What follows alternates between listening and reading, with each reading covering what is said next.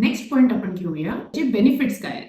Benefits मध्ये आपण जातो की साईड इफेक्ट्स जे झाले असतात, ट्रीटमेंट खूप हेवी असते, प्रश्नच नाही त्यामध्ये, पण ती ट्रीटमेंटचे जे साईड इफेक्ट्स आले असतात ते हळूवार कसे कमी करता येतील. त्यामध्ये आपल्याला ब्लोटिंग झालं असतं, पोटामध्ये गॅसेस होतात, त्यामुळे जेवण कमी जातं, नॉशिया असतो.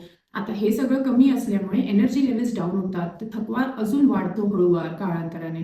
तो आपल्याला कमी करायचा असतो. म्हणून फिजिओथेरपीने आपण जी स्पेशली लिम्फॅटिकसाठी किंवा ऑन्को पेशंटसाठी डिझाईन केली असते, त्यामध्ये सगळ्यात इम्पॉर्टंट आपण हे ॲब्सॉर्प्शन त्यांचं जे आहे फूड लेवल्सचं, हे आपण इम्प्रूव्ह करतो. जरी तुम्ही डाएट इम्प्रूव्ह केलं तर त्याचं ॲब्सॉर्प्शन नीट व्हायला हवं शरीरामध्ये, ते आपण बघतो.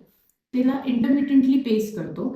त्याचं ॲब्सॉर्प्शन चांगलं झालं तर तुमचे एनर्जी लेवल्स वाढणार. एनर्जी लेवल्स वाढल्यानंतर ती युटिलाइज प्रॉपर व्हायला हवं. एनर्जी हाय आहे म्हणून काम जास्त करायचं आणि एनर्जी कमी झाली तर मग डाऊन झोपायचं is not the solution.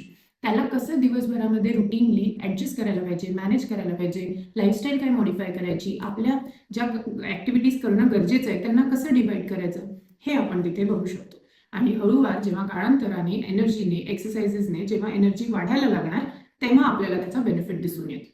Thank you.